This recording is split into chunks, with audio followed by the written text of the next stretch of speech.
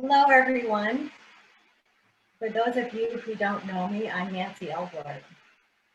I have to say that coordinating the Serenity Art Series is one of the most rewarding aspects of my job as operations manager for the National Center of Excellence in Women's Health. And I'm delighted that we can share this with you today. We're so happy you joined us for a virtual tour of our most recently installed Serenity Art Series exhibit. And that we have the opportunity to hear from the artists, all presented by McKinley Art Solutions. The Serenity Art Series features Bay Area artists, many of whom are women, as we have here today, who present their art that interprets the idea of serenity. We are grateful for the artist's generosity to share work that inspires relaxation, well-being, and calm. The creativity, the beauty, the whimsy, and profound images of the art enhances the healing environment of the Women's Health Center, and the art uplifts visitors, patients, staff, and providers. Each exhibit covers 5 floors of the Women's Health Center, with each artist displaying a body of work on the reflective floors for 4 months. We want to thank Shine Through Wednesday for giving us the opportunity to share our current exhibit more broadly. The Serenity Art Series is sponsored by the National Center of Excellence in Women's Health and is curated by Matt McKinley. We want to thank Matt for all of his guidance and management, and we've had the pleasure of working with him for over 13 years. And now I want to turn over the program to Matt and the artists. Welcome, everybody. Thank you, Nancy. The Serenity Series provides an opportunity for art to be part of the overall concept of wellness that underscores the work at the Women's Health Center. In fact, many of the alumni artists of this program have experienced firsthand the tremendous care and concern of various healthcare professionals that are part of the Center of Excellence's family. The artists and I want to thank each of you for joining us this afternoon as we present to you Serenity, Better Days Ahead. This show features the work of Lynn Glenn, Valerie Corvin, Dee Tivinen, Katie Karotzer, Pam McCauley, Roberta Welburn-Milstead, and Jan Lainoff. The theme of this exhibit is inspired by the events of 2020 and messages a positive mindset in the face of unrest, discord, and uncertainty. Paraphrasing a Stoic philosophy, when things get tough, keep going forward. We will get through this. There are better days ahead.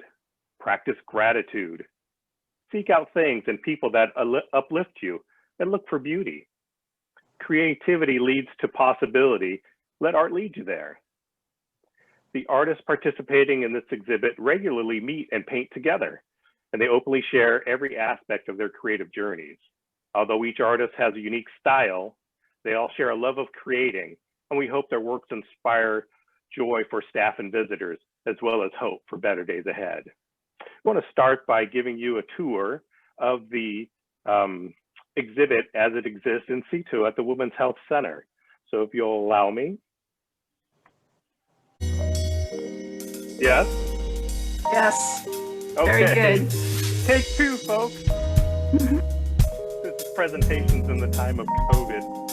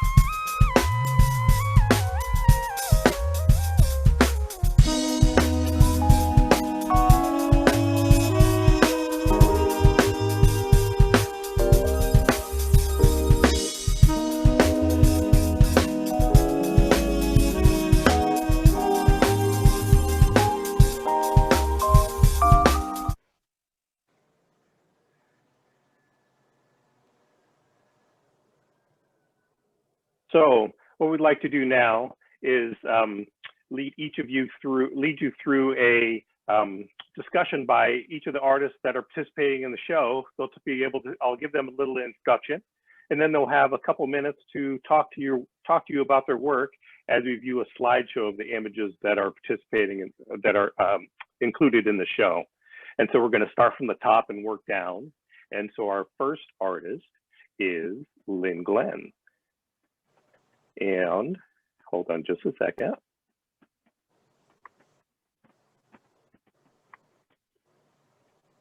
Okay, so Lynn focuses on color, texture, line, and shape. She utilizes these elements as they develop in her paintings, which leads to incredible, wonderful discoveries. Lynn shared with me, color is just delicious. It is my world and it starts everything going. I spread it on my palette and I feel my creative juices flowing. It lights my life. Wonderful. So without further ado, maybe a little bit ado. Okay, I'm ready. Hang in there, Lynn. Here we go. Yeah. It's very special for me to be able to be exhibiting my paintings at UCSF Women's Health Center during the COVID pandemic. Here's where I come to visit my gynecologist, Dr. Mindy Goldman. And she was going to try to get on today, but she was operating and she didn't know if she'd have time. But anyway, these are paintings that I have done. Matt kind of went into how I see what I do. As an artist, I find color is just delicious. It is my world. It starts everything going. And I spread it on my palette and I feel my creative juices flowing. It lights my life. And in this challenging time, I wanted you to feel the same way. With all of the viewers that come to visit the Women's Health Center, you can see how color is the dominating feature in many of my paintings. I enjoy changing my palette and giving different colors a chance to play in my paintings. The first one that Matt showed from the area of my paintings was something I called Homage to Cobra. And I tried to capture the fun of this art movement that formed after World War II. Cobra was formed with mostly artists from Copenhagen, Brussels, and Amsterdam. Thus the name Cobra. This is the one.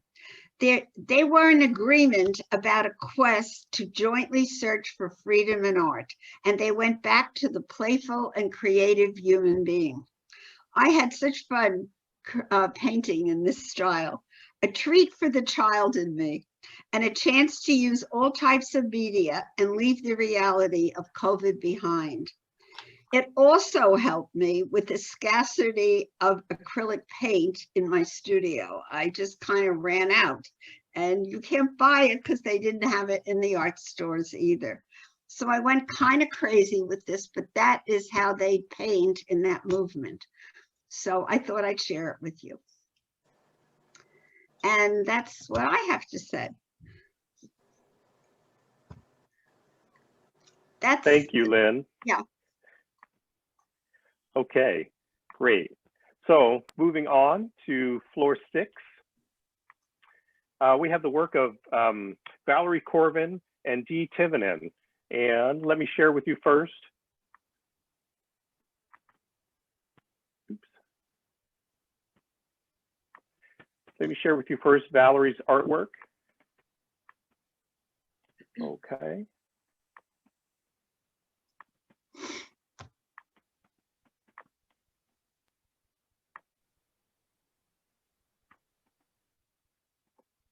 Okay, so Valerie shares that connecting to the ground between my feet is my goal. She finds inspiration in the unique divided spaces she sees in rock formations, erosion, even broken cement.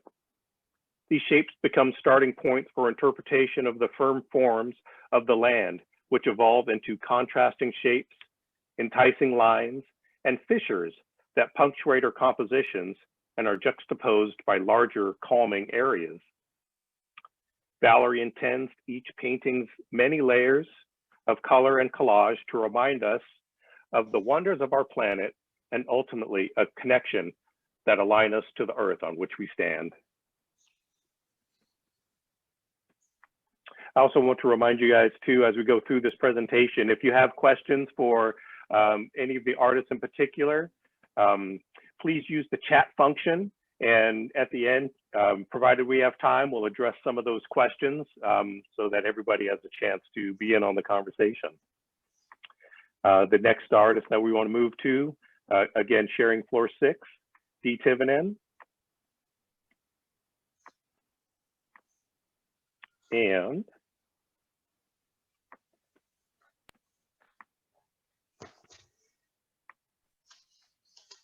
Dee is an abstract expressionist artist and paints with acrylics and acrylic inks.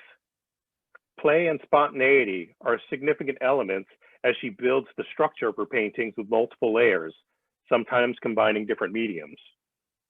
Dee likes to have fun when seeing where the paint takes her. Most of her paintings have a landscape reference. She is a psychotherapist as well as an artist, so she creates from an emotional perspective, using brushwork and color to evoke feelings in those who view her work.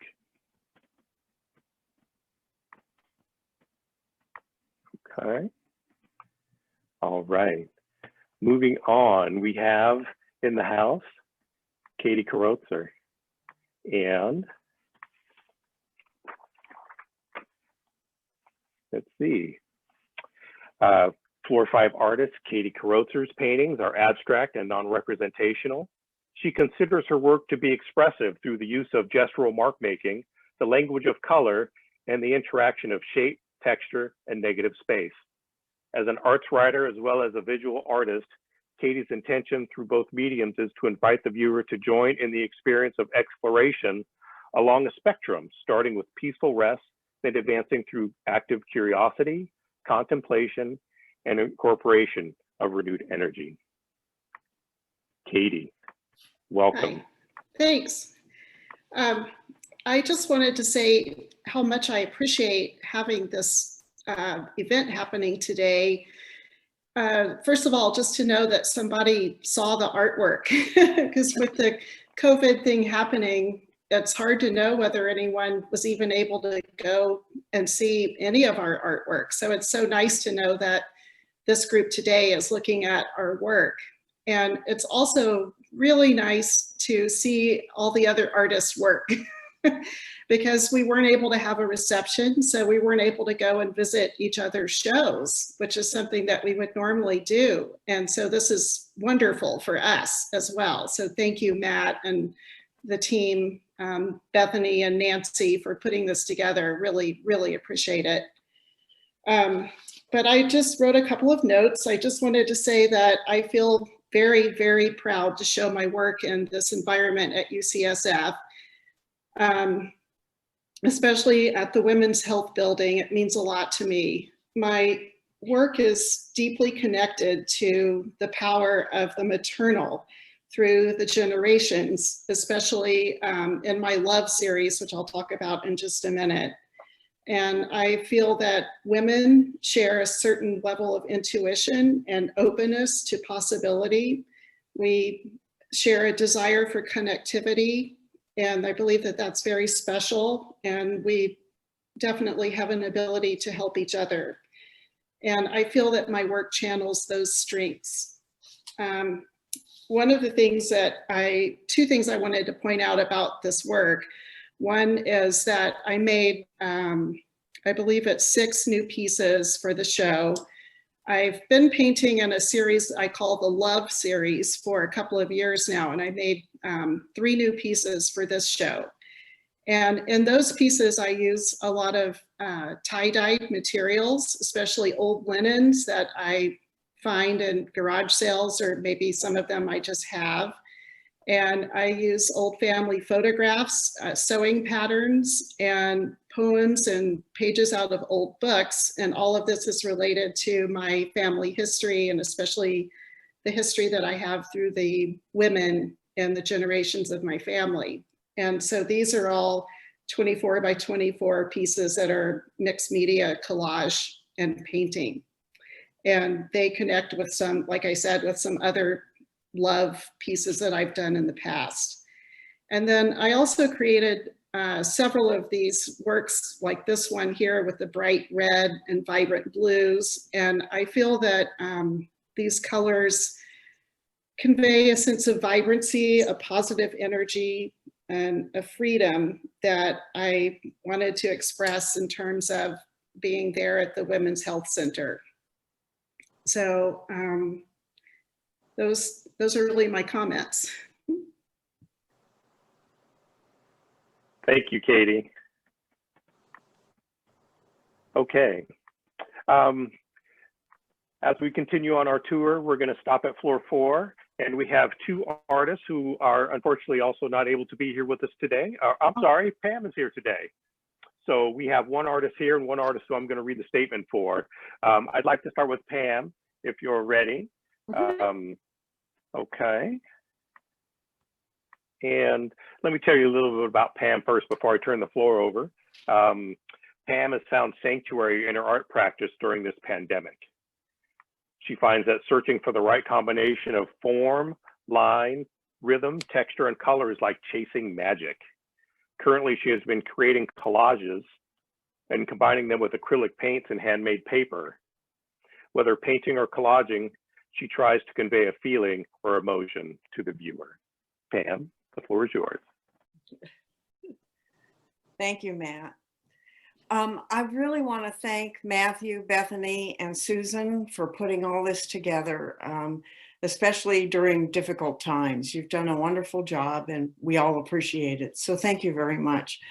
My work, I've been thinking about it this morning, and I think I'm at the stage where it seems to me that the work, all the elements of art, are either conscious or subconscious. And it's interesting to me that most of my work starts out on an unconscious level. Sometimes I just close my eyes and paint. Then, as the painting develops into an emotion or a feeling, I try to go in that direction. So it's interesting, like the one you're looking, that one, for instance, coalescing. That one was just almost all subconscious. And then I look at other ones and they are totally conscious. And it seems to me it's a tug of war continually with the art elements between conscious and subconscious.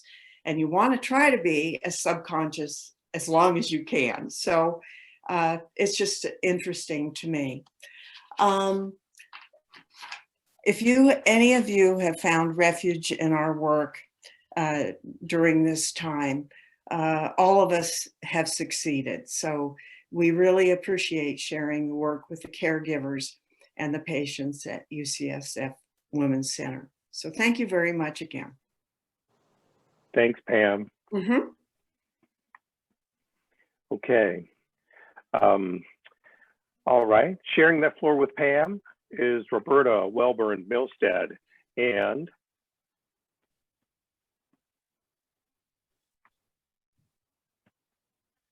as we view Roberta's work, let me tell you a little bit about what Roberta's about. Roberta Welburn-Milstead's most recent work is strongly influenced by her observation and interpretation of the chaotic and colorful world that surrounds us today. Both politics and nature, and even the nature of politics, have acted as Roberta's muse. Her current imagery is very much a product of the visceral reaction she feels when confronted with the tumultuous world we all now occupy. Roberta's work has won several awards and has been shown in exhibitions on both the East and West Coasts. Highlights include a solo show at the Civic Arts Center in Walnut Creek, exhibitions at the Lindsay Dirks Brown Gallery and the Petaluma Art Gallery, and in the prestigious biennial juried exhibition, the Crocker Kingsley Art Exhibition at Blue Line Arts in Roseville in 2017. Okay.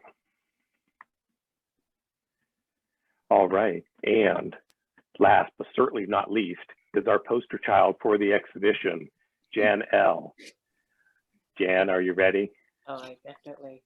I appreciate Okay. being a poster child. I've never had that opportunity before. Well, let me give you a proper introduction first, Jan. Okay. Okay. Okay. So,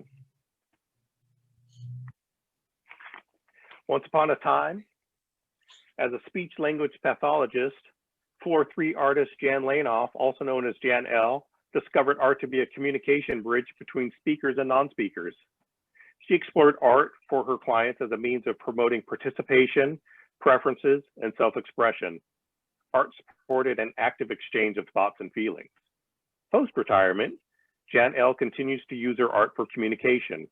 Her strong gestural impressions frequently contain hidden words superimposed within her mixed media compositions. Faces, figures, and shadow shapes are augmented with stylized mark making and rhythmic brushstrokes. Jan's piece, which you see here, Gratitudes, speaks directly to the ethos of the show and was chosen to represent the show on our poster. Jan, Oh, thank you. over to you.